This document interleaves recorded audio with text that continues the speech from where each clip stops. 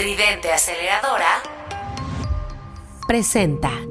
Cavernícola, si a ti te incomodó ver la miniserie Adolescencia, te sentiste abrumado, preocupado y no sabes cómo entrarle a los temas que pueden ser difíciles, que a veces no entendemos cuando llegan nuestros críos, nuestras crías a la adolescencia, este episodio es imperdible. Hablamos de los valores pre y post digitales. Hablamos de esta forma de condenar la adolescencia sin entenderla. Y créeme que muchos compartimos la misma preocupación que tú. Cavernícolas, el podcast para papás. Un espacio para navegar juntos en este viaje interminable de la paternidad. Acércate a la fogata. Bienvenido. Cavernícolas, que esta semana nos hemos visto sacudidos por una miniserie que apareció este mes en Netflix. Seguramente sabes de que estamos hablando de Adolescencia. Esta miniserie que nos movió a los que somos papás, a los que no somos papás y a los que trabajamos alrededor del mundo infanto-juvenil. Este episodio lo hicimos provocativamente, pensando en todo lo que está generando hoy en nuestras conciencias, en las redes, en nuestros algoritmos, esta serie llamada Adolescencia. Hoy tenemos como invitado a un cavernícola reincidente, pero de la casa, amigo, y sobre todo un cavernícola de confianza digital. El doctor antropólogo Carlos Lara, que es experto en comunicación y cultura y es el capitán fundador de la tribu del Pulgar. Hoy yo creo que más de uno de nuestros cavernícolas ha visto todas las publicaciones que ha hecho analizando la serie, conversando y provocando sobre todo muchas reflexiones y conversaciones alrededor de la serie. Y mi querido doctor Carlos Lara, la tribu del Pulgar, presente de nueva cuenta en esta fogata, en esta cueva. Bienvenido, muchas gracias, Carlos. No, bueno, yo encantado, gracias a ustedes, porque estoy nuevamente aquí con el chamán mayor. No soy antropólogo, me hubiera gustado. Comunicólogo. Sí, exacto. Y fíjate que a colación de esto, tuvimos un profesor en comunicación que es Jesús Martín Barbero, que hablábamos de él, que nos enseñó a hacer análisis de la comunicación en clave cultural. Ajá. Y desde que yo escuché eso dije, wow, y eso definió lo que ha venido haciendo la tribu del Pulgar particularmente, ¿no? Claro. Pero además, cosas cada vez extraordinarias y más necesarias, Carlos, porque el mundo digital se ha expandido. Creo que a una velocidad, además, que hay que decir, nos está metiendo en muchos problemas. Sí. Es verdad que la tecnología es fabulosa para muchas cosas, siempre lo hemos dicho, no vamos a, como diría un colega de la tribu del Pulgar, Luis Miguel Hernández, no hay que desinventar la rueda. O sea, está bien todo el abordaje que hacemos, que podemos cuestionar, que podemos analizar, que podemos reanalizar, pero sin desinventar la rueda. Claro. O sea, la tecnología la tenemos, claro. Entre nosotros. Ya nos endocolonizó incluso, sí. ¿No? Entonces partamos de ahí, sin desinventar la rueda, y analicemos la comunicación en clave cultural. Claro. Creo que esa es la propuesta que tanto cavernícolas como la tribu, ahí somos primos hermanos. Ahí nos encontramos. Y lo estamos haciendo. Y hoy juntamos necesidades de dialogar, de reflexionar. Tú ya lo empezaste a hacer de una manera extraordinaria. ¿Quién no ha visto los posteos que están en TikTok con la tribu del Pulgar encabezados por ti, Carlos? Es extraordinario para entender por qué estamos viviendo esta época digital con nuestros niños, con nuestros jóvenes, con nuestros adolescentes, y por qué nos está doliendo tanto, nos está moviendo tanto una miniserie de 4 episodios que habla sobre adolescentes. Y que algo pisó. Sí. Algo tocó. Pero no solamente, y eso es muy interesante, al inicio era sí con los padres de familia, ¿no? Y algunos profesores que comenzaron a convocar, a verla, a analizarla y demás. Pero después, como que a lo largo de esta semana entraron ya los screenagers a decir, a ver, ¿no? Y ha habido un debate muy interesante porque, no porque se sientan ellos analizados ahí, observados, no, pero sí es muy interesante ver cómo comenzaron a cuestionar también la actitud del padre. Sí. Entonces, ok, este tiene otra mirada, ¿no? Sí. O sea, ustedes ya hicieron su análisis, ahí va el nuestro. Eso se dio esta semana en el debate y me parece algo enriquecedor. Porque es verdad, no lo trata como tal la miniserie, la conducta del padre, pero es una interpretación que hacen ellos que me parece muy válida y además precisa, que no está fuera del análisis. Totalmente. Oye, pero empecemos con la serie. Adolescentes nos dolió por muchas cosas, Carlos, ¿no? Nos mueve por muchas cosas, pero creo que ahorita ya hay 20 millones de videos, de análisis, en todos lados estamos hablando, todos los medios estamos hablando sobre la miniserie. Pero creo que estamos dejando a un lado hablar sobre los protagonistas de esta miniserie, que son los adolescentes, los humanos. Las realidades que refleja esta miniserie es cruda. Más allá de hablar de la hechura cinematográfica que es fenomenal, ¿no? Las grabaciones en una sola pieza, en una sola toma, etcétera, que es una obra de arte. Seguramente va a estar nominada para muchos otros premios. Pero lo que hace a mí me parece que la contribución más fuerte que hace esta miniserie, y tenemos mucho tiempo que no había una miniserie, una película que nos tocara humanamente tantas fibras que hicieran que le dedicáramos tiempo, conversaciones, recomendaciones y que hoy se sintiera a flor de piel la necesidad de hacer este episodio, pero también hablar mucho sobre esto, analizarlo, Carlos. Y es hablar de los adolescentes, hablar de los entornos. O sea, la adolescencia, yo lo que vengo trabajando tengo una hipótesis con la adolescencia. Hoy pareciera que ser adolescente es un crimen. Pareciera que ser adolescente no está penado porque es una situación, un estadio, una etapa de vida difícil, que los papás le huimos, le queremos. Hay muchas publicaciones que nos llevan a pensar que ser adolescente es la peor etapa de la vida de un ser humano. Y no estamos teniendo la tolerancia, la sabiduría, la emocionalidad para poder tener la comprensión, la compasión, el amor, el cariño y el acompañamiento necesario para guiar a nuestros adolescentes en esa etapa. Y todos lo vivimos, pero todos la queremos rechazar. Sí, yo ahí lo que me viene a la mente y recomiendo mucho leer a José Antonio Marina. José Antonio Marina parte de esta idea también, tiene la misma, digamos, reflexión, decir, los adolescentes hoy en día tienen mala prensa, es lo que dice él, tienen muy mala prensa. Y en uno de los libros más recientes que publica, hace un análisis, de hecho, y ahí adopta un término que me gusta mucho, que es el alumnijo. ¿Sí? Y de ahí empieza a hacer un planteamiento coeducativo muy interesante para poder entender ese universo, para poder incidir. ¿Sí? Es decir, no puedes incidir en él, dice, tienes que incidir en el entorno. Sí. Que ese es me parece un gran tip, ¿no? Para quienes tenemos esta profesión de padres. Y luego, es verdad, habla pues de la lejanía de los adultos, que ya lo hemos comentado aquí, con un análisis, me parece excepcional, de cómo, para poder llegar a entender la adolescencia hoy, tendríamos que ir, como nos dice él, ir de la mano con él al análisis que plantea después de la Segunda Guerra Mundial. Cuando todo termina, el padre se va a trabajar, la madre generalmente, que eran los roles, pues se va a trabajar al hogar, los chicos se van a la escuela. Entonces, la presencia de un adulto con un menor era del 50%. Esa es la línea base de la cual parte él. Y después nos va haciendo un recorrido por décadas, en donde los hábitos de consumo van cambiando y determinando los códigos de conducta. Bueno, para no ir década por década, el análisis que él hace es hasta 2021 y nos dice, hoy, la presencia de un adulto con un menor es del 5%. Y esto lo dijo y es 2021. 2021.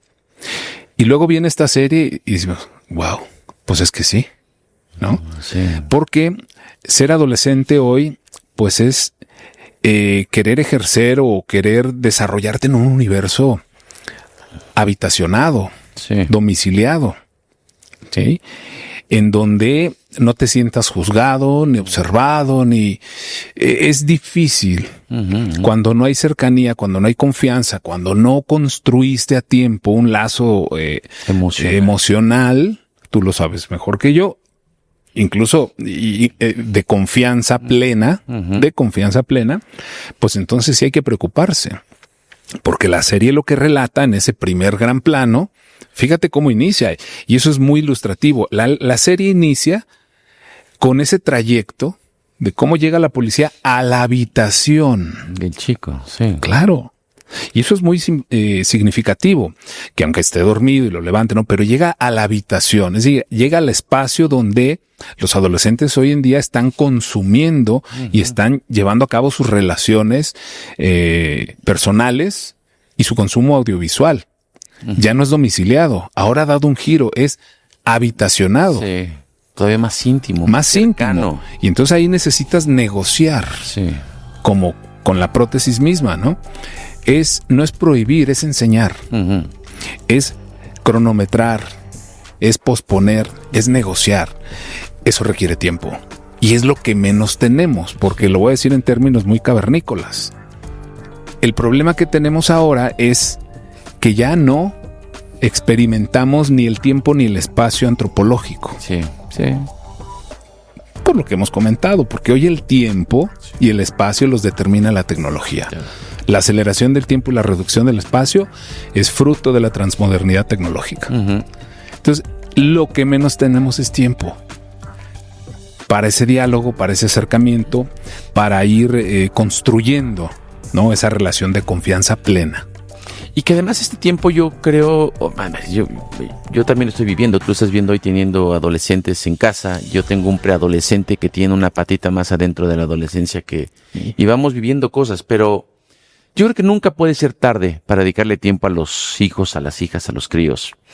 Pero creo que es importante empezar desde muy temprano o lo más temprano a dedicarle más tiempo a lo que está pasando con el otro ser humano, que también está frente a tu responsabilidad, frente a tu cobijo, claro. Carlos. Porque el tiempo es, hoy creo que la moneda de cambio más valiosa que podemos tener los adultos. O sea, el teléfono celular, los dispositivos digitales, como tú le llamas prótesis, se convirtieron en prótesis porque ya es una extensión de tu cuerpo o es una parte de ti que hace cosas que tú no puedes hacer. Pero es tiempo. Y a veces parece que es para ser más eficiente en nuestra vida y en realidad a veces es como esta paradoja, quitarle más tiempo a nuestra vida. Claro, la gran promesa de este puñado de empresas que surgen en el Silicon Valley fue, les vamos a mejorar la calidad de vida, que ahí sí cumplieron, y van a tener ustedes más tiempo, más tiempo libre. Pero no, porque todo cuanto empezaron a rediseñar estuvo hecho para que reinvirtiéramos nuestro tiempo libre. ¿Sí? Desde que viene este gran invento, las líneas de Bosch, digo gran invento en términos económicos, en términos financieros, en términos de desarrollo, digamos, de todo lo que fue la red. Las líneas de Bosch lo que hacen es crear la captología. Y bajo esa tesis de la captología surgen todas las redes sociales que vemos hoy. Insisto y subrayo, no se trata de desinventar la rueda, como bien dice nuestro colega Luis Miguel Hernández, pero sí tenemos que analizar cómo surgió la captología, qué generó esa captología, y después estos estudios de los que habla Rushkoff, de cómo el banner publicitario también tuvo que ver, cómo hubo alguien que diseñó un estudio para saber en qué momento los adolescentes prestaban más atención dentro de su franja atencional. Cuando lo descubrieron, surgió el banner publicitario. Me parece que es ahí donde es cuestionable la rueda. Claro. No la vamos a desinventar, pero sí la vamos a cuestionar, porque justo ahí es cuando este avance no permite llevar a buen puerto esa segunda promesa de tendrán más tiempo libre. No, el tiempo hoy depende de la tecnología y eso nos lleva a valorarlo y nos lleva a modificar. Nosotros en la tribu, como sabes, analizamos hábitos de consumo y códigos de conducta. Sí. Entonces, si el tiempo depende de la tecnología, o sea, hay un hábito de consumo distinto que te lleva a domiciliar el trabajo, la escuela, las relaciones, el entretenimiento, hasta la comida. Y Todo. entonces esto cambia los códigos de la conducta. vida diaria, la vida cotidiana. Claro. Día a día, tu minuto a minuto, hoy digamos que se puede estudiar o nos tienen más que estudiados para lo que sea. Exacto. Y hay datos que estamos produciendo todo el tiempo y hay datos que todavía, por ejemplo, en la miniserie. Es muy fácil de detectar un comportamiento de chicos en una imagen, en una escena donde la madre dice, sí, yo me acuerdo que a mi hijo lo he dejado hasta la 1 de la mañana y me manda a la fregada cuando me acerco a tocarlo. Y lo que él hace y que la madre detecta un patrón, hablando de patrones, donde el hijo me dice, yo solamente le digo, por favor, apaga la luz. Y pareciera que los padres ahí hacen el trabajo que tienen que hacer, que estás pendiente. Y yo lo que veo entre mis notas y lo que me dejó a mí la serie, Carlos, es los papás a veces nos gana la inercia pensando que estamos dándole lo que los hijos necesitan o quieren. Y muchas veces no es lo que necesitan, es lo que los hijos quieren. Que es una gran diferencia para hablar de lo que sabemos, nuestro modelo educativo, nuestros referentes de valores, conectan con, o pueden conectar con lo que en nuestro hogar, nuestros referentes, vamos, es un camino. Y cuando llega la adolescencia, que esta mala prensa, como bien dice José Antonio Marín, es un tema donde los papás le tenemos miedo a la adolescencia, o muchas personas le tenemos miedo a la adolescencia. Pavor. Entonces, ¿tu hijo juega fútbol, si no mal recuerdo? No, ya lo abandonó. Ya lo nunca, o sea, le gustaba porque yo lo forzaba. Bueno, después ya no. Que también esa ha sido mi hijo empezó en el fútbol, lo dejó y se enfiló en el básquet y ahora, bueno, pues el básquet es todo para él. Pero esa escena del fútbol, que también reconoce el padre en la serie. Sí. Te representa a ti, me representa a mí. Claro. ¿Y qué hacía él? Voltear hacia otro lado. Sí. Ese es un detonante emocional. Para mí, el detonante emocional de los padres en la serie. Sí. ¿Por qué? Porque toca muchos, tiene bastantes detonantes, pero ese es el que nos lleva a actuar como él, a llevar la mirada a otra parte. Él sabía lo que estaba ocurriendo, Sí. pero volteó hacia otro lado. Sí. Esa escena, No como cobijó. tantas Sí, otras, no. claro, pero porque como tú bien has dicho y lo has publicado, ¿quién te enseña a actuar bajo esos nuevos cánones hoy que te dicen, no? Porque antes era distinto. Sí. O sea, antes Oye, esa misma escena. Vienes y le... Claro. Dale, que no es hombre. Exacto. ¿A quién estás educando, no? Exacto. ¿Quién enseña? Cánones, Lo has dicho tú muy bien. ¿Quién te enseña a no cagarla? Sí. O sea, ¿quién te enseña a actuar adecuadamente en una situación como esa? Entonces, como son esos temas que nos llevan a voltear hacia otro lado, la serie en ese sentido es acertada. Y es donde vienen ellos también a decir, a ver, no todos son las redes, ¿eh? Entonces entramos otra vez, no hay que desinventar la rueda. Entonces viene el otro la otra parte generacional que dice, a ver, no todos son las redes, ¿eh? O el mensaje que se está dando, no todos son las redes, porque después vino la polémica declaración de Owen Cooper cuando dice, las redes sociales pueden cambiar a cualquiera. Sí. Que es una gran verdad. Sin duda es una gran verdad. Pero también en descargo es voltear y decir, pero hay una contraparte. O sea, sí la actitud del padre, sí el carácter del padre, sí el rol de la madre en la serie, ¿qué tal? Sí. Más preocupada porque no había comido. Sí. El padre en una situación pues complicada, ¿no? Entonces sí creo que en ese sentido es donde esta serie nos pide a gritos al ver ese recorrido por el propio colegio, que mucha gente también lo ha comentado. También, claro. Y por es un desorden. Narra, ¿no? Exacto. No hay respeto por el profesor. No, oye, hay un comentario hablando sobre el respeto a las instituciones educativas hoy que tanto hemos vapuleado, Carlos, y que tantos padres de repente por pagar una colegiatura sienten que tienen un sobrederecho, ¿no? Exacto. Cuando recorren los policías las instalaciones de ese colegio, la frase de la policía que dice, esta apesta a pedo, a mierda, a lápiz. Yo me acuerdo que alguien decía algún tiempo, la imagen es, las escuelas secundarias huelen a lápiz.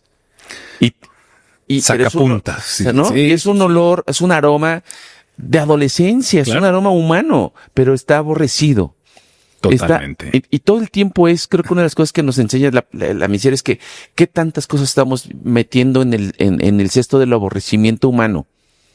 Queremos confort, queremos comodidades, queremos poco compromiso, inmediatez, una vida práctica, fácil. Y ves las reacciones de los chicos cuando van recorriendo los salones, el bullying, ves violencias de todo tipo, ves lo que mucha gente, y yo en tu posteo que se ha vuelto súper viral, Carlos, que la gente dice, pero los chicos, ¿qué? ¿No? O sea, el tema es, y la educación de los chicos, pero niños burlando es una manifestación de los no valores que hoy le estamos imprimiendo o que estamos omitiendo como sociedad. Creo que por eso nos duele tanto esta serie, porque refleja lo que somos como padres, como sociedad, como hijos, como alumnos, como profesores, como los que pagamos una colegiatura o los que sostenemos una institución. Y es en ese sentido, fíjate, una ventana. Uh-huh. Para los padres es una ventana a la habitación de los hijos.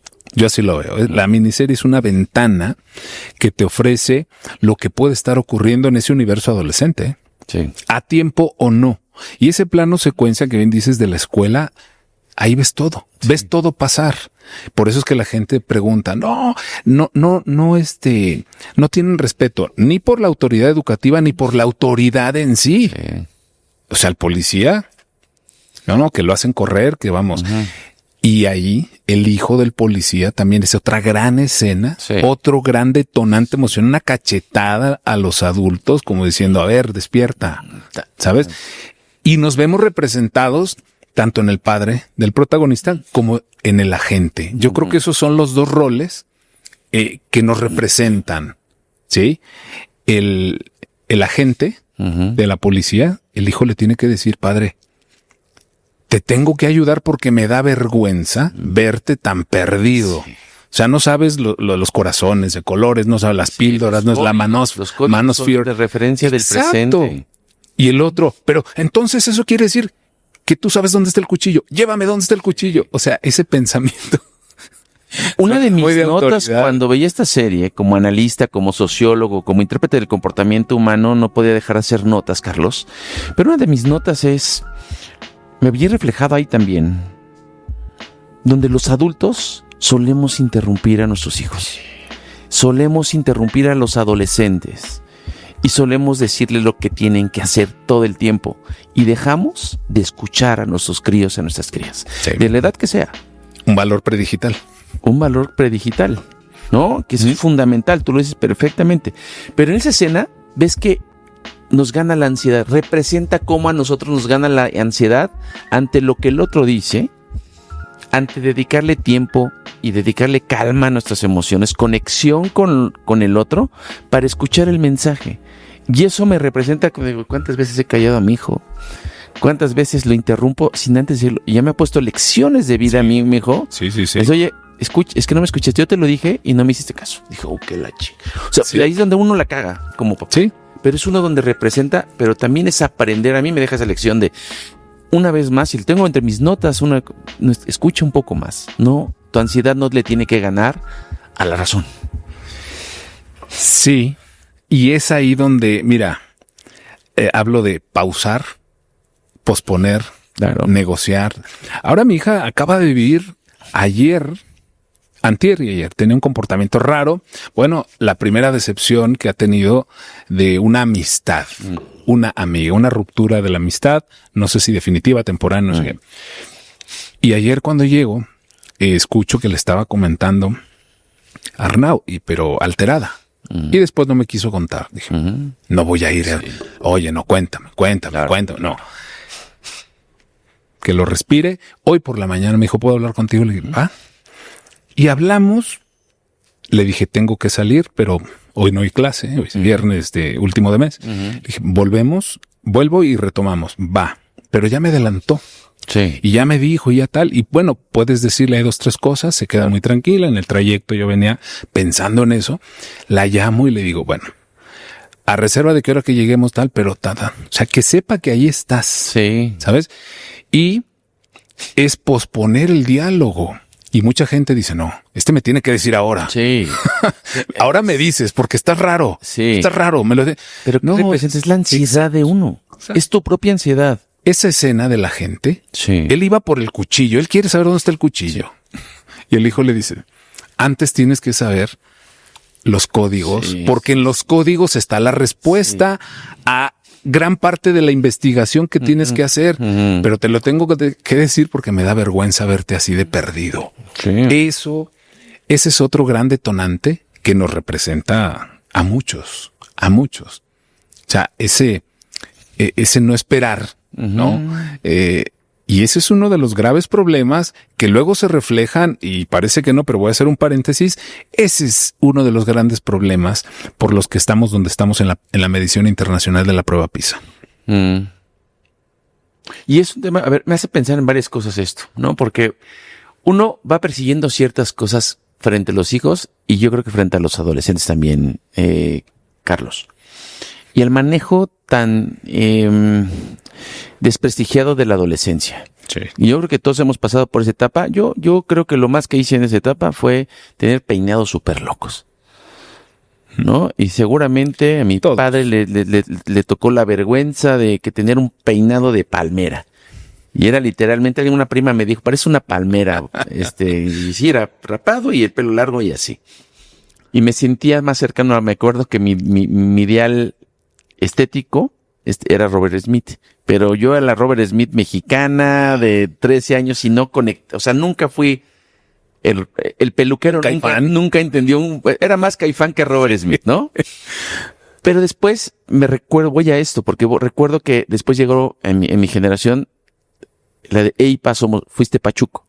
Sí, claro. Y que es un referente de cómo el mundo adulto siempre estuvo peleado o ha estado peleado históricamente con las juventudes, ¿no? Que es otra forma. La juventud es una forma distinta de hablar de identidades, ¿no? Hablar de códigos de pertenencias. Pero no es como etapa de la adolescencia, ¿no? Que es una etapa más biológica o más de transición de la vida, claro, de la infancia a la adultez. Pero ahí es donde creo que es el gran hito. Y gente que ha venido acá, especialistas, nos hablan sobre cómo es necesario la ruptura con el mundo de referencia para poder entrar al mundo adulto. Digamos, es una de las síntesis que me ha parecido más clara para entender qué es la adolescencia. Y la adolescencia del dolor de romper con tu mundo. Y hace poco veía una psicóloga que decía un concepto que me gustó para traducir la adolescencia, Carlos. La adolescencia es necesario darle pie a tu hijo, a tu hija, para que genere su propio hogar, su propio espacio, que rompe lo que tú has representado. Y tienes que aprender a soltar a tu chico, a tu chica, a tu niño, a tu niña. Y para ellos también representa una etapa de duelo. Claro. Porque yo creo que, las infancias a todos nos gustan ser infantes, ser niños. Y tienes que aprender, el niño o el adolescente llega a darse cuenta que tiene que dejar de ser lo que fue para poder ser él lo que es y lo que va a ser. Sí. Ahí, en el análisis que hice, yo dije, yo no voy a hablar desde la parte cinematográfica, que ya era... Sí, no, está más resuelta por otro lado. El abordaje de la tribu del pulgar fue a partir de 2 padecimientos digitales. Sí. O sea, 2 comportamientos digitales cronificados. Y ese que tocas tiene que ver con la dismorfia. O sea, los chicos comienzan justo en ese momento que estás hablando a experimentar peinados. No se gustan. Buscan la validación. Sí. Que esa es la otra gran escena con la psicóloga, sí, que decía, no se gustan y comienzan a experimentar. Hoy, por ejemplo, en el colegio, los amigos de mi hijo están con la barra, están con las pesas. Están con el ejercicio después del básquetbol, que el básquet los deja exhaustos, pero no importa, están exhaustos y siguen haciendo ejercicio y están marcándose y están, tienen gimnasio en casa, otros van a gimnasio, otros se arreglan, compran la barra, la cuelgan en el patio y empiezan a andar. Pero hay un punto donde yo le comento a Arnau, ahí sí no. Cuando quieren empezar ya a tomar polvos de dudosa procedencia y comprados en línea y ahí no. Todo natural. Sí, de acuerdo, yo entiendo que quieras tal, pero hay un punto, ¿no? Sí. Donde hay que estar ahí presentes. Claro. Y cuando ves el consumo, lo que consume en redes o en internet, hay muchos videos de gente recomendando vitaminas, que si creatina, que si esto, que el otro. Exacto. Y es ahí donde decimos, a ver, ahí sí, por ejemplo, digo, ahí sí no, y te voy a decir por qué. Y le explicas, ¿no? Cómo tiene que llegar un producto a ser al mercado, ¿no? Con las certificaciones de vida, lo más o menos lo entiende. ¿Por qué están retirando ciertos productos en las escuelas? Pues mira, va junto con pegado. Entonces, todo el ejercicio que estás haciendo puede no merecer la pena. Y es ese diálogo, al principio no te la compra. Porque todo su círculo está ahí. Sí, lo consumiendo. Legitima. Exacto. Sí. Pero lo ha entendido perfectamente. Sí. Entonces, bueno, es ahí donde hay que estar, buscan la validación. Y el que no puede tener un cuerpo como el resto, ¿qué hace? Ponerse ropa holgada. Sí. Y empezar a ponerse una gorra y a sentirse menos, hacerse a un lado porque no, ¿sabes? Y ahí empiezan una serie de conductas, que es de lo que habla la dismorfia, y hay que estar bien alertas, porque no sabes, es el peinado, es el acné, es la ropa, es todo eso. Es una frase, es una palabra. Es una palabra. El grupo de referencia pueden tener ahí, ¿no? Claro, sí. Y eso te lleva a tomar una actitud ante la vida, ¿sí? A no querer salir, y vas viendo. Sí. Algo pasa ahí. Y otra vez, tienes que estar presente y hacerle entender que no todo es esa validación, que ese es el problema central que detona, ¿no? Este lamentable hecho en la miniserie. Sí. Y lo que inspiró, de hecho, la miniserie, después lo dicen ellos, es que ocurrieron 2 hechos en la misma ciudad. Sí. En 2 polos distintos. Y aquí la gran reflexión que hacen ellos es cómo ¿qué quieres decir? En 2 estratos socioculturales distintos. Y luego muestras una familia, que es un debate. Yo digo, es una familia aparentemente normal, típica, no lastrada por ningún tipo de problema, aparentemente. Después lo entiendes. Entonces, tener una familia funcional, y cuando digo familia hablo de estructuras de familia, no padre, madre, hijos, no. Una estructura familiar. Cuando tienes una estructura familiar aparentemente normal, esperas que todo funcione de mar. No es garantía ya de nada. Y lo he dicho y lo he repetido. ¿Por qué? Porque el consumo audiovisual está habitacionado. Ya no está domiciliado, está habitacionado. Sale de las manos del contexto familiar. Se vuelve parte de un contexto privado. Totalmente. Entonces tienes que negociar para poder tener derecho de clicaporte. Claro. Digo yo, ¿no? Sí. Te tienes que ganar ese derecho de clicaporte. De lo contrario, sí hay que estar alertas a los comportamientos. Y es una de las grandes lecciones que deja la serie. O sea, creo que la serie te deja en cada escena o cada secuencia de cada episodio lecciones. Y son lecturas que tendremos que ir haciendo y digiriéndose poco a poco, ¿no?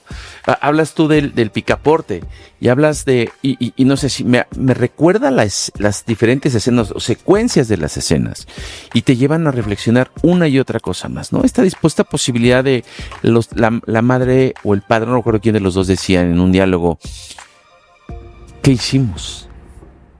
Y ves... A los dos les dimos eso.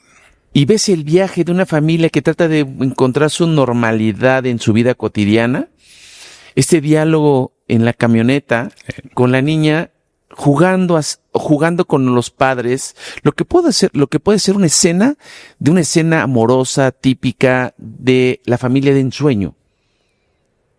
Y en realidad hay mucho detrás de ello, ¿no? O sea, te dices, oye, pero si la vida es así, si educamos a las 2 personas, y eso es una gran lección, otra lección, es a cada hijo se debe de tratar de manera única y particular.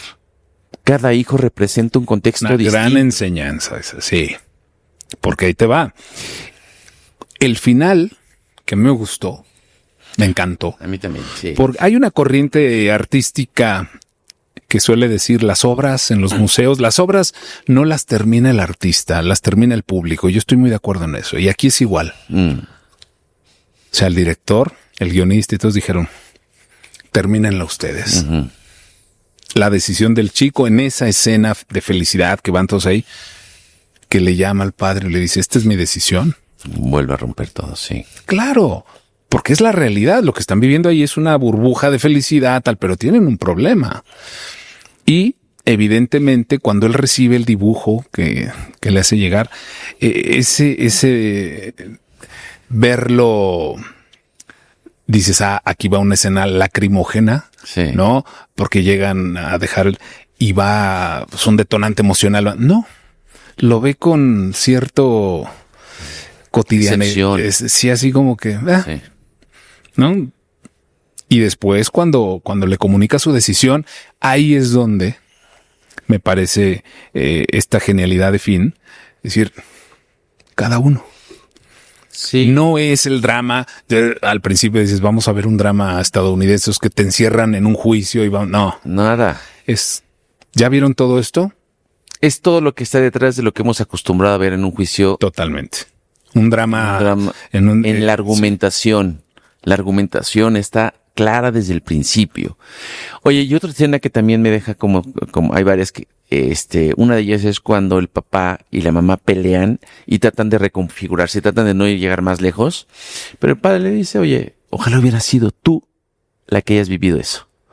Ojalá tú, no yo. Cuánta responsabilidad hay en ese dolor, en este tema, y además creo que como hombres, y lo trabajamos mucho aquí también, Carlos, la vulnerabilidad masculina.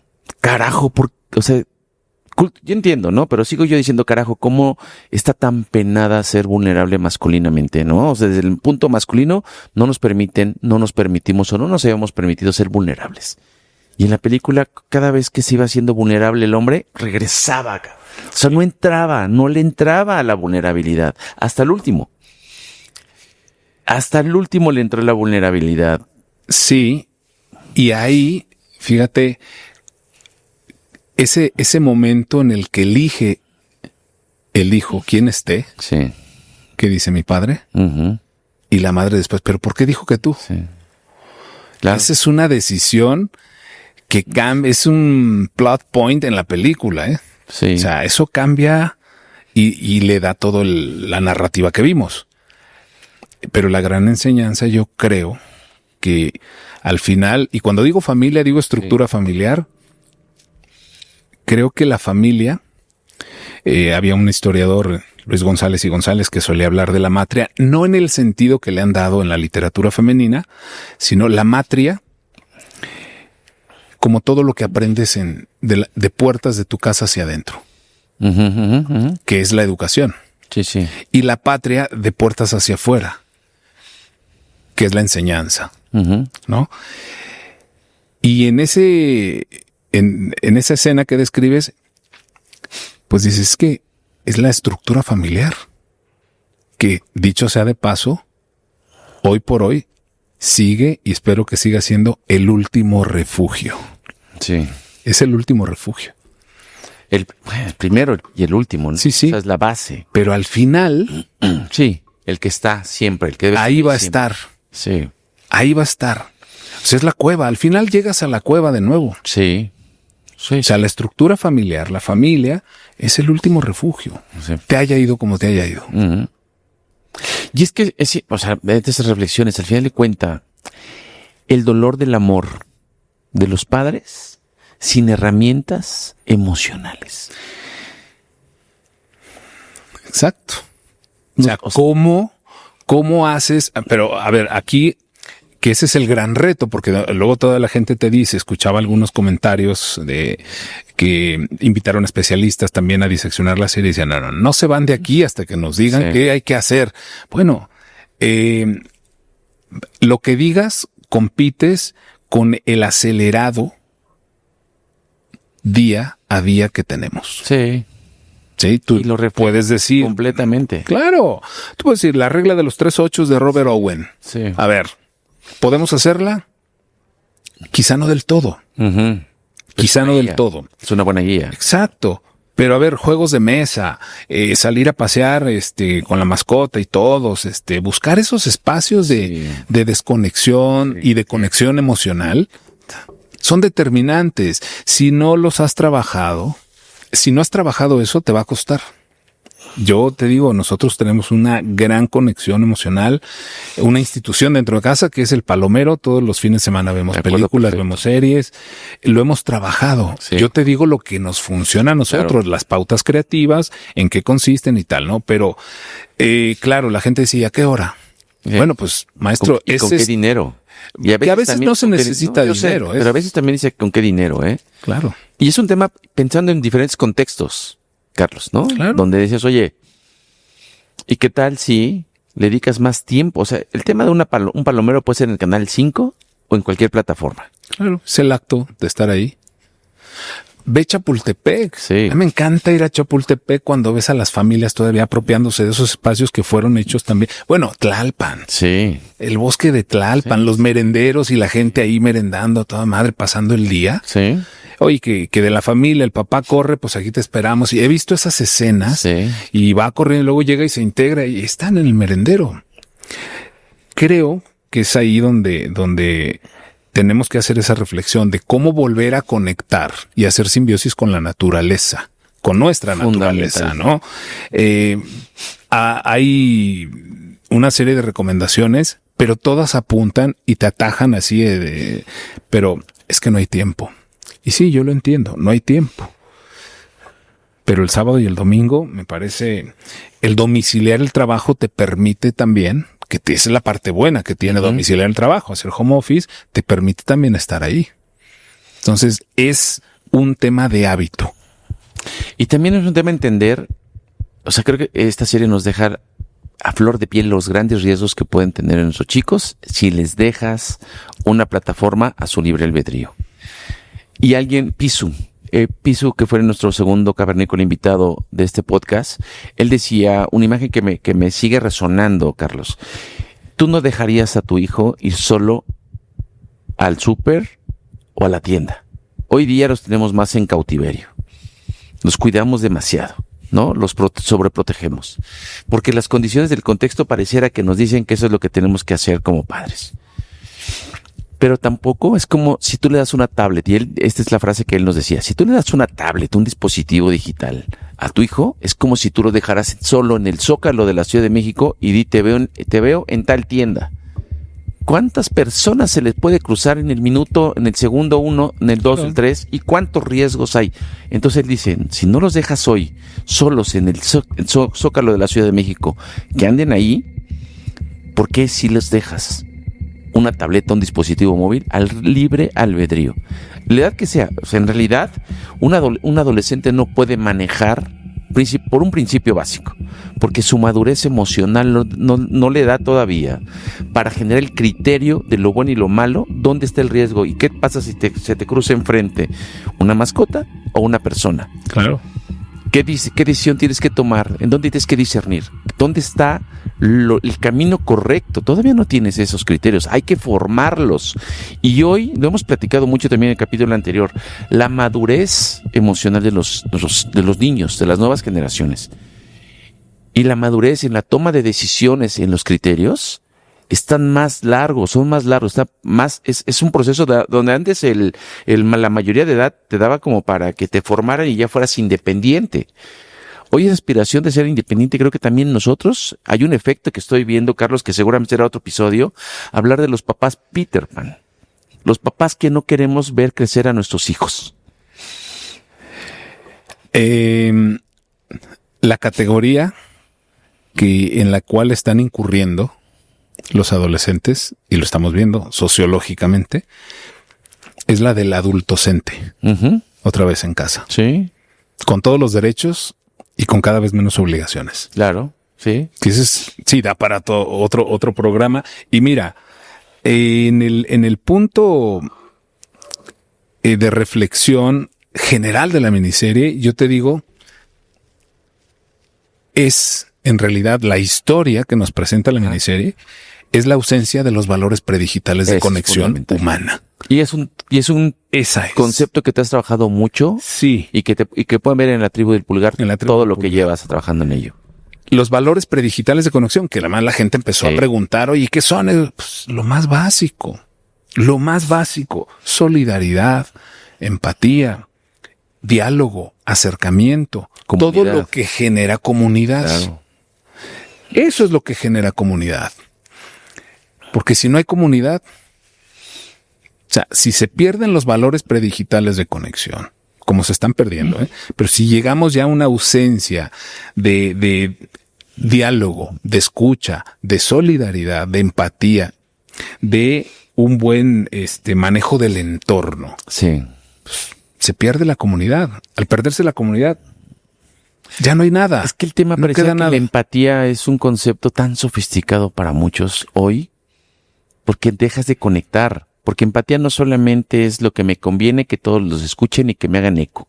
A mí me ha tocado ver espacios donde así el adulto abusa del concepto de empatía y en realidad quiero que mi ego se escuche y que me digas que me quieres o que me entiendes o que me des un like. Eso no es empatía. Y es muy palpable. Además, o sea, salta a la vista. El otro grave problema que tenemos ahora con este nuevo dispositivo de, no sé si es de X,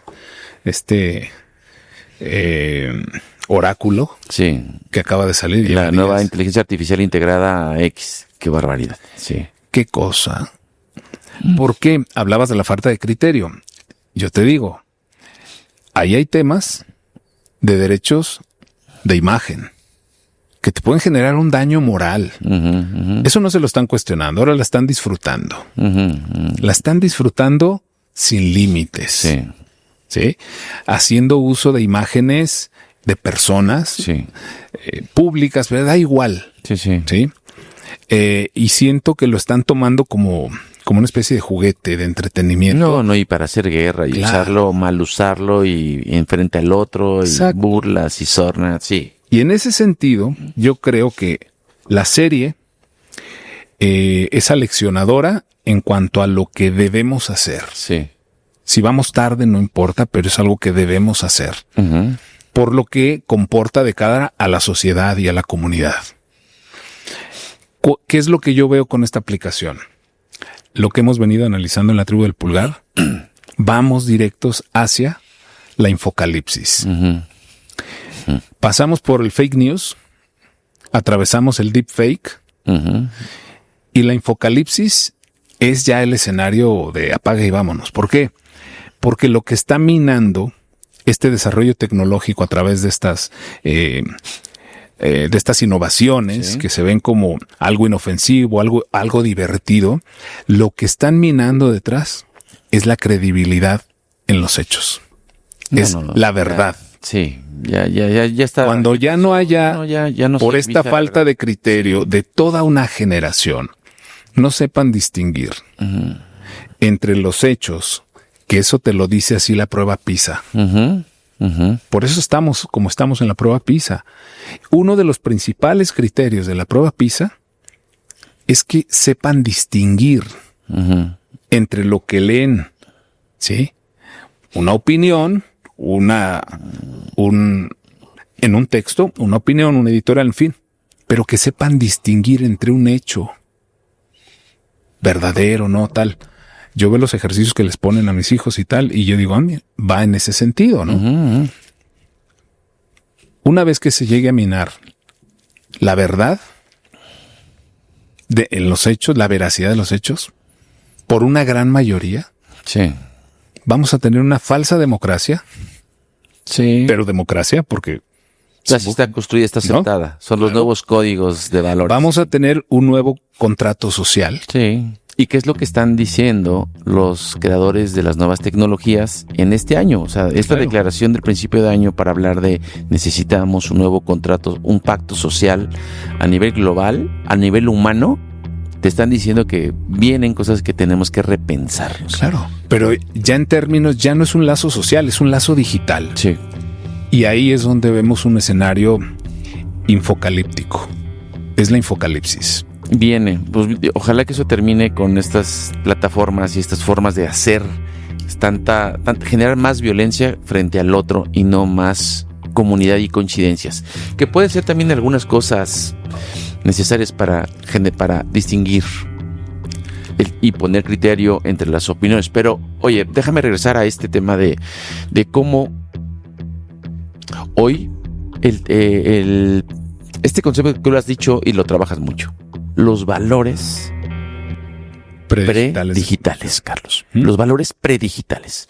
Los valores predigitales es conexión humana, no conexión digital. Es generar comunidad. Es cuidar que tus hijos, que tus hijas sí puedan tener, o no es solamente cuidar, es proveerles las herramientas, los valores, la educación, las referencias que vive uno, y eso implica a los papás, vinculadas con la empatía, con el otro. No solamente con el yo. Exacto. ¿No? Sino es con el otro, con los otros, con las otras. Es hablar sobre, conectar en las preocupaciones, no solamente en lo bueno y en lo malo, ¿no? Más bien no solamente en la gamificación de su vida, no solamente en el consentimiento. Es que jueguen con otros amigos de manera presencial, física, que se suban, trepen un árbol, que se raspen en un árbol. Y si se raspan, pues cuidarlos, pero también propiciar que ellos vayan reconociendo el espacio-tiempo, el planeta donde viven. No hay quienes los podemos llevar a Chapultepec, al parque, o ir a los bosques más cercanos de tu ciudad. Pero conectar con la naturaleza, conectar con lo otro, respirar, verte sin que tengas la necesidad de la inmediatez. No sé cuántos casos, seguro que muchos, yo veo cada vez más las ganas del papá por competir quién tiene el mejor hijo, adultizándolos. Sí. Y las tiendas de ropa te lo ponen más fácil, ¿no? Porque es ropa de adulto, pero para pequeñitos y es toda una industria, claro. Desde bebés, adultizándose en el vestir y ahí empieza a generar una identidad y ¿no? Hábitos de consumo, códigos de conducta. Ahí está. Y luego ves las pantallas y ya tienen. Y ya me tocó ver unos amigos que a su hijo Santa Claus o los Reyes Magos les trajo el nuevo versión de Oculus. Que es como el Apple Vision Pro. Sí. La versión. Entonces todo el mundo, órale, qué padre. A ver, quiero yo también verlo. Como adulto dije, a ver, quiero vivirlo.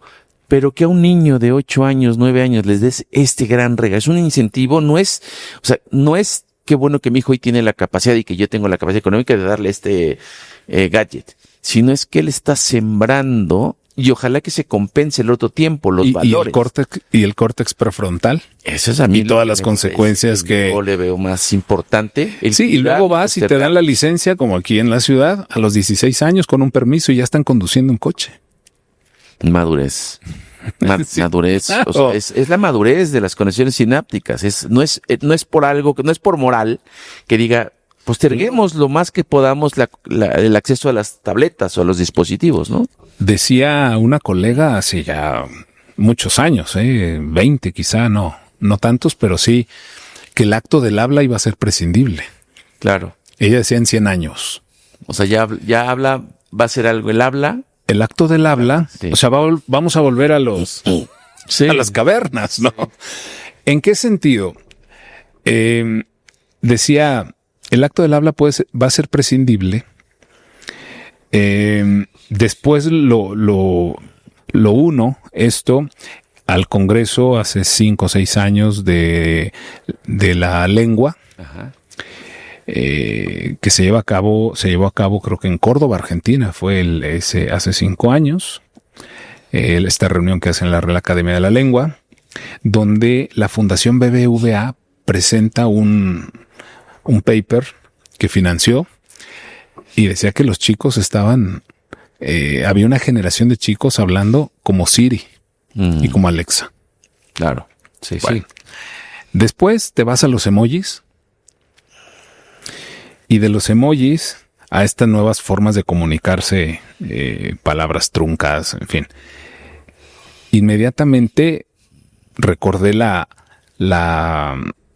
mazateco chiflado. Y yo decía, pues, en Oaxaca tenemos una comunidad que se comunica ancestralmente con silbidos por la lejanía y las montañas, además y es algo que se aprendió de los pájaros y es algo que se enseña incluso ahora de generación en generación, incluso en las aulas.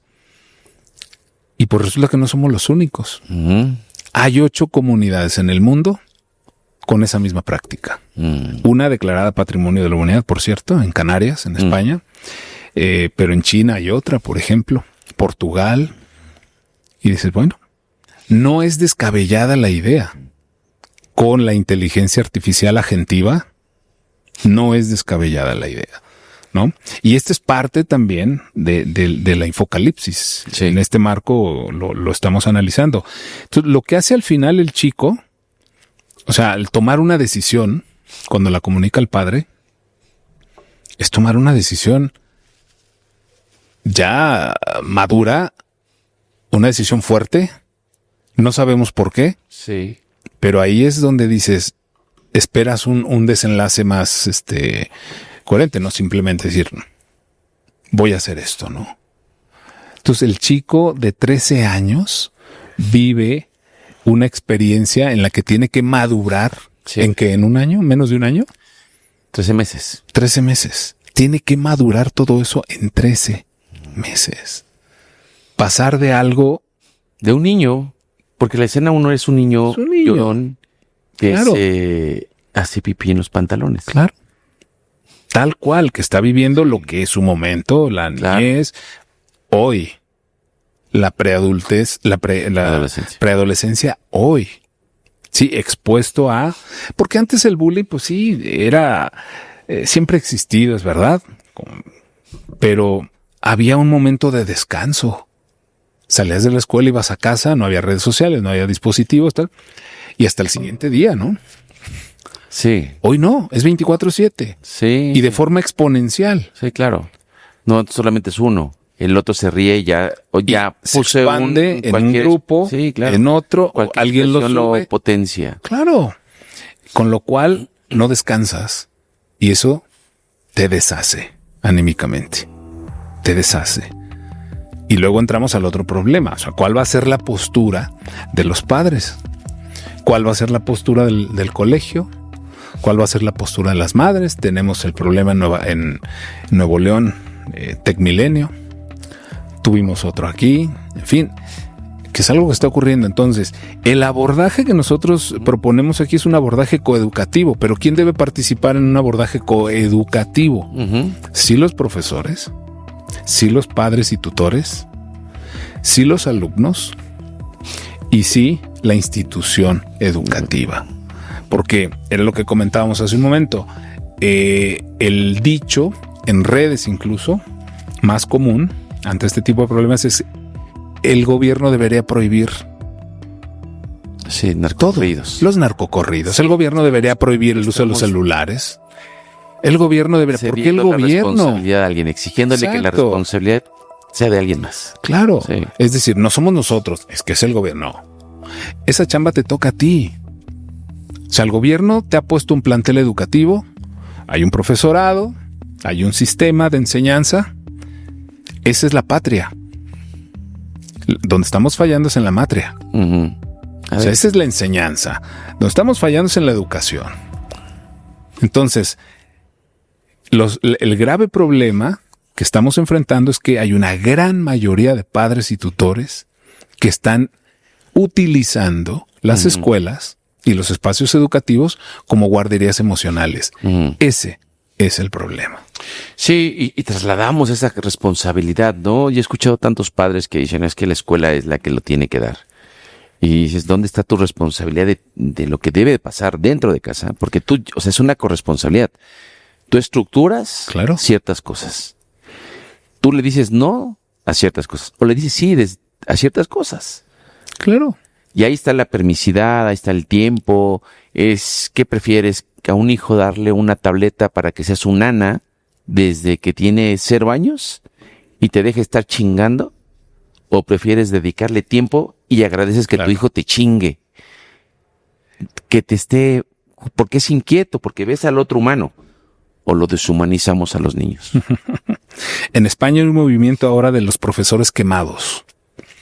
Así se autodefinieron y así están. Me hace mucho sentido. Están quemados. Sí. Ya no quieren dar clase. Muchos están cambiando de profesión, adelantando la jubilación, en fin. Por todo lo que están viendo. Por todo lo que están viendo. Es una impotencia también porque no puedes actuar de una forma deliberada. ¿No? Y todo tiene que constar en... Entonces, si no hay una estrategia coeducativa, no funciona. El regular el uso del celular, que es toda una tendencia a nivel mundial, bueno, muy bien. Sí. Pero si no es coeducativa esta medida, tampoco va a funcionar.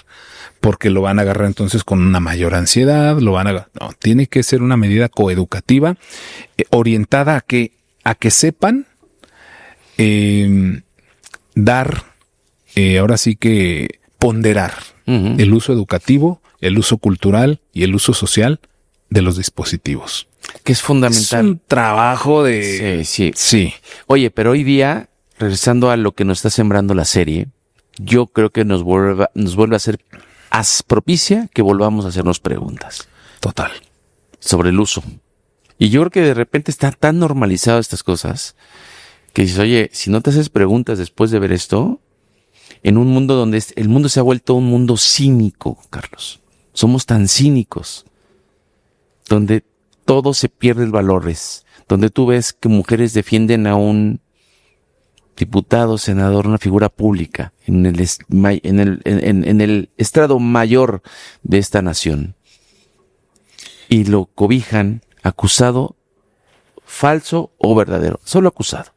No permite ni siquiera iniciar un procedimiento legal que se defienda y que vea y que no, sino mujeres diciendo estamos contigo, sí se puede defender a un... No estás solo. No estás solo. Hombre, eso lo esperarías para alguien de otros condiciones, ¿no? Sí. En otro contexto. Totalmente distinto. En el mes del 8M, que mujeres cobijan a un ser cinismo total, un mundo cínico. Y a mí me gusta el cinismo, pero no me gusta un cinismo que te rompe tus fronteras, que te ayuda a ser más atrevido, como un valor, no un cinismo que es falto de valores, donde lo que estás buscando es el beneficio propio, y partidista en este caso, ¿no? Que eso en la infocalipsis ya no se cuestiona. Porque son valores postdigitales. Sí. Y los valores postdigitales es, tú te quedas con esa figura de quien fue en la selección nacional, de quien, todas sus hazañas, ¿no? Plausibles, todas. Sí. Dani Alves hoy le acaban de dar la libertad. Entonces, la gran reflexión es esa. Y en un contexto de infocalipsis, el problema es que eso ya no se cuestiona, porque ya está validado como un valor postdigital de... Sí. O sea, no te metas... Con ellos no. Sí. Con ellos no, porque son grandes figuras a las que les debemos... No, perdón. Y esto está pasando en España también. Y está pasando en Argentina. Está pasando en muchos lados. Sí. Ya no quedan estos personajes de la vida pública. Bueno, en Estados Unidos sí, todavía hemos visto algún par de casos. Pero en Europa, donde cometen un error y renuncian al día siguiente. Renuncian. Donde la moral es importante. La moral es importante. El último que vi fue de un ticket de una persona, no sé, una ministra que había comprado un café, no sé dónde, una comida, y la pagó con... Dimitió. Sí. Dimitió. Error. Claro. Y eso, bueno, esos son los valores predigitales. Sí. Pero los valores postdigitales... Pero ¿qué tanto? A ver, déjame hacer una pregunta que puede ser incómoda para nosotros, que hemos hablado mucho sobre esto. A ver, ¿qué tanto los valores predigitales ya es pensar en... como cuando uno piensa en las viejas glorias? Tendremos que reescribir los valores postdigitales, Carlos. Sin desinventar la rueda, como decía sí. al inicio, que esa es una gran enseñanza de Luis Miguel. A ver, sin desinventar la rueda, yo creo que sí. Habría que generar, quizá no los mismos, ¿sí? No los mismos, pero sí sintonizar con estos nuevos valores. Sí. El problema es que, claro, ¿cómo aprendíamos nosotros los valores predigitales? En familia. Sí. Día a día. De manera constante. De manera constante. Había un aparato que nos reunía a todos, ¿no? ¿Cómo se fueron perdiendo estos valores? Bueno, pues cuando ese aparato ya no era un aparato, sino una pantalla, y podías tener una en cada habitación y con una programación distinta si querías, ¿no? Sí. Entonces ya no es un lazo social, es un lazo digital, aceptémoslo. Y a partir de ahí, veamos cómo podemos ecualizar. Uh-huh. Ecualizar para poder tener esa cercanía, ese diálogo constante, esa solidaridad, esa empatía. Sí. Oye, que son muy frágiles. ¿Y cuál es el problema? Tengamos la paciencia también. No podemos utilizar los mismos códigos con los que fuimos nosotros educados. Lo decíamos, ese abordaje que hace Margaret Mead sobre las generaciones es interesante porque te lleva finalmente a caer en la conclusión de que tu pasado, nuestro presente ya no va a ser el futuro de ellos. Sí, sí. No. Si no entendemos eso, sí. O sea, nuestro pasado no es su presente, sí. Ni va a ser su futuro. Entendámoslo y va a ser más llevadero. Sí, y yo creo que también, a mí no me gustaría pensar que hoy hay que reescribir los valores postdigitales, porque eso me implicaría es aceptar lo que viene, ya no el código va a ser es verdad o es mentira. Exacto. Es lo más visto o lo que no está visto. Y lo que no está visto hoy pareciera que ya no existe en la palestra de ninguna agenda. A ver, hace unos años revelaba un estudio que la gente que más difundía fake news sí. eran el sector poblacional de la tercera edad. Se entiende. Se entiende porque no se van a... O sea, ellos ven y dan por hecho lo que están viendo. Claro, porque asumías que había un filtro que te daba una verdad y que te guiaba la verdad, ¿no? Ellos veían el televisor, leían el periódico sí. y asumían que era un hecho. Sí. Bueno, lo ven aquí, lo comparten. Pero que eso ocurra con los chicos, ahí sí dices, a ver, ¿y por qué? Por falta de tiempo, por falta de madurez y por falta de interés. Sí. Y entonces ahí sí podemos calificarlo de una irresponsabilidad. Oye, y una gran subjetividad, porque allí detrás de esto es una gran subjetividad. O creo que la ecuación está en la subjetividad, Carlos. O está en la subjetividad del me gusta o no me gusta. Claro, es binario ya. ¿Es sí o no? Bueno, y otra vez vuelvo a la prueba PISA. El criterio de la prueba PISA, el más importante para determinar que un alumno cumple con los estándares requeridos, no es que lea y que lea, que comprenda, que discierna y sepa distinguir entre esto. Y ahí estamos reprobados. Y lo más lamentable es que esta prueba se va a hacer nuevamente, pero por mandato judicial. Sí. Estoy diciendo como una política, no con otro enfoque. Carlos, adolescentes, es una serie que nos ha movido tanto y que nos hace volver a conversar. Nos trae otra vez a estos micrófonos. Te agradezco mucho que estés acá como cavernícola invitado. Para cerrar, 3 cosas que te haya dejado como reflexión. Yo sé que hay muchas. Uh-huh. ¿Qué dirías tú a las cavernícolas que están preocupados por qué hacer en este mundo tan distópico? Pareciera, pero es tan real. Primero que hay que verla como una ventana, insisto, a la habitación de los adolescentes, uh-huh, para poder entender a tiempo o no lo que ocurre en su universo. De entrada. Segundo, creo que en estos tiros de cámara se hace un repaso, sí, en general de lo que suponemos, de lo que vemos, de lo que... y es también la oportunidad para un diálogo generacional, intergeneracional. Sí, el punto de vista de los padres, los mayores, tal, y también el punto de vista de ellos. Sí, totalmente. Sí. Y tercero, creo que como parte de este escenario infocalíptico que estamos viendo, están los códigos de por medio. Entonces, ejercer de padre, ejercer esta profesión, es estar al día de estos códigos, es aprender estos lenguajes de estas tribus digitales, de estas subculturas, uh-huh, de la mejor forma. Ok, ahora ya sabemos y se ha popularizado el significado de eso. Vendrán otros. Esto va a mutar. Sí, ya cuando se sientan identificados, alguien va a decir, no, bueno, esto ya lo saben, pues van a generar otros códigos que mira, que no se puede hacer esto ahora. Puedes generar todo un lenguaje de códigos. Entonces es un constante aprender y reaprender. Pero bueno, yo le veo esas 3 cualidades para no solo para analizar, sino para discutir. Yo creo que ese es un gran tema de conversación en familia. Porque también te he de decir que he visto mucha gente que de mi círculo cercano que dice, no, yo, mis hijos que no la vean. Sí. Digo, bueno, cada uno.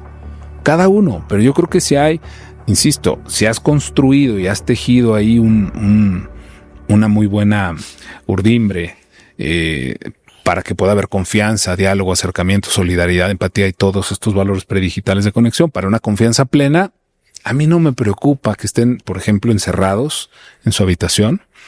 No me preocupa que vean una serie como esta. Han visto otras quizá más escandalosas, porque nunca hemos sido de prohibir nada en casa y nos ha ido muy bien. Bueno, pero creo que puede ser un detonante para diálogos, para conversaciones en aulas, para conversaciones en familia y para conversaciones entre reuniones de padres de familia también. Y yo me quedo con algo, Carlos, en estas reflexiones. Creo que hoy estamos inmersos en una época, en un momento donde a todos los padres no solamente nos toca ser papás primerizos con cada hijo y en cada edad que tenga y en cada etapa, sino que también como padres tenemos que reaprender a ser padres de manera constante. Creo que son una de las cosas que me deja a mí esa película. Lo que sabes, ya no sabes si va a servir para lo que viene. Seguramente no. Seguramente no. Sí. Y es más, me parece crudo y a veces doloroso porque ya tengo mi fórmula, ya le entendí cómo ser padre, pero esto es un tema que cada vez te reta también a ser constante como muchos otros aspectos en la vida, pero en lo más íntimo, en lo más valioso para muchos de nosotros, lo más apreciado. Te dice, la realidad hoy día hay que aprender a estar atentos para reaprender. Y mira que hay un libro que podría compaginar muy bien con esta serie, Leyes, Hormonas y Neuronas, del maestro Gerardo Laviaga. La tesis que él sostiene en este libro es muy interesante. Y yo lo pensé cuando vi esta, dije, bueno, por una razón. La tesis central es la punitividad de las leyes ya no está significando nada para aquellos que pueden llegar a cometer un delito.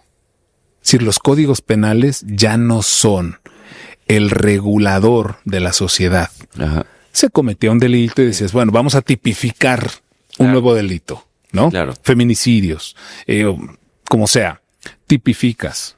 Oye, ese ya está tipificado. Vamos a aumentar la edad penal. La punitividad, ¿no? Vamos a bajar la edad penal. Vamos a hacerlo más punitivo. Eso ya no. ¿Cuál es la tesis del maestro Laviaga? Es que quien rige y regirá a partir de ahora es la biología. Lo está haciendo la biología. La biología va a redefinir el derecho.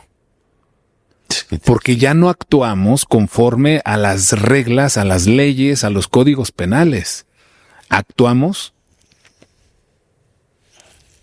a partir de las neuronas, a partir de las hormonas, a partir de un proceso biológico que está transformando todo. Claro, aquí se cae la tesis de Aristóteles y de Platón de que el hombre era un animal. El estímulo inmediato nos cambia la biología del cuerpo, de la reacción de la persona. Del sí, el no, el me gusta, el no me gusta, el hago un comentario, el tal. Y un chico en una serie que dice todo el tiempo, yo no lo hice. Claro. Que pareciera que dice, no fui yo, fui algo adentro de mí. ¿Y qué lo llevó a actuar así? Sí. La falta de validación. Todo fue un proceso biológico. Sí. Bioquímico. Ya hace mucho sentido porque tienes que cambiar la perspectiva. Pero eso es más complejo porque hay gente que quiere la ley y sobre la ley escrita. Sí. Y hay otros canijos. no era tarea de ellos pensar en el Código Penal. No, por aquí no le pasa a un chico de 13 años, no.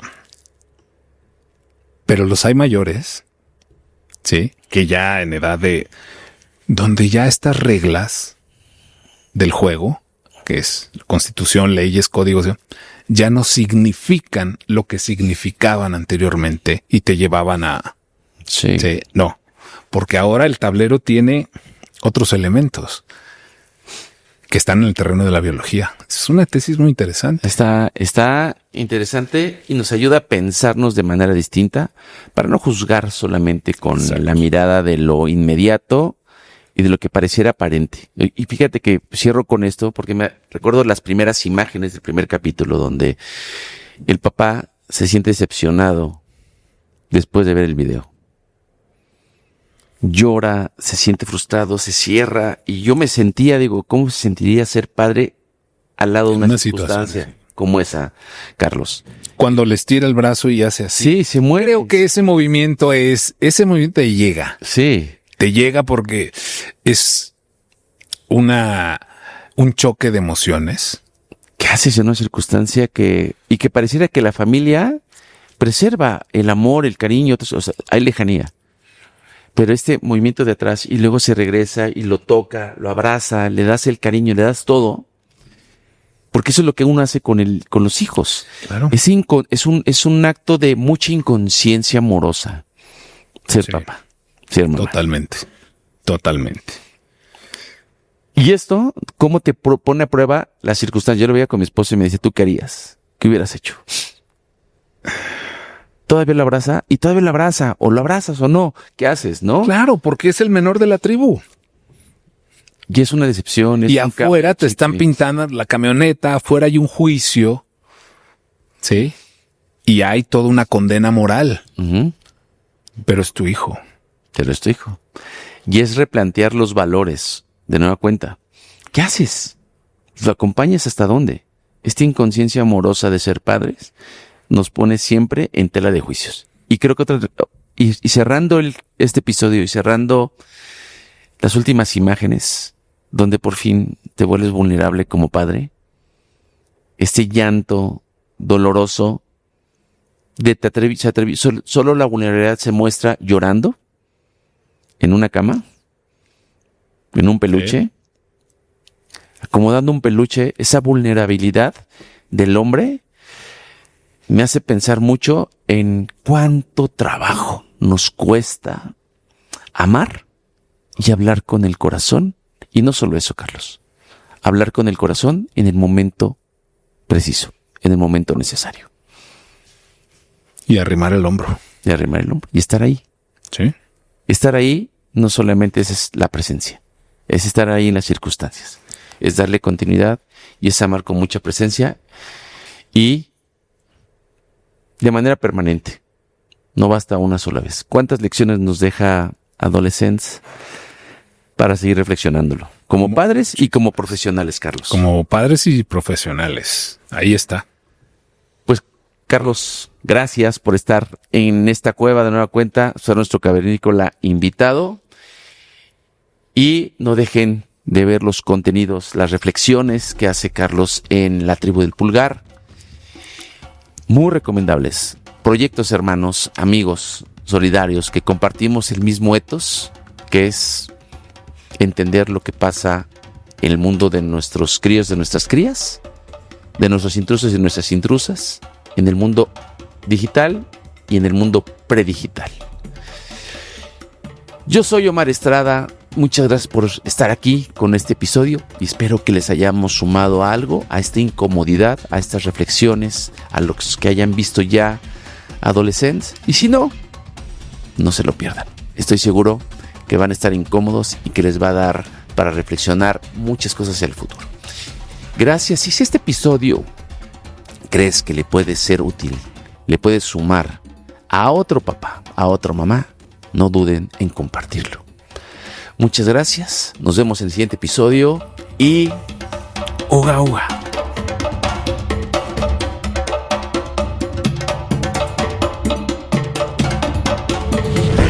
Cavernícolas, el podcast para papás.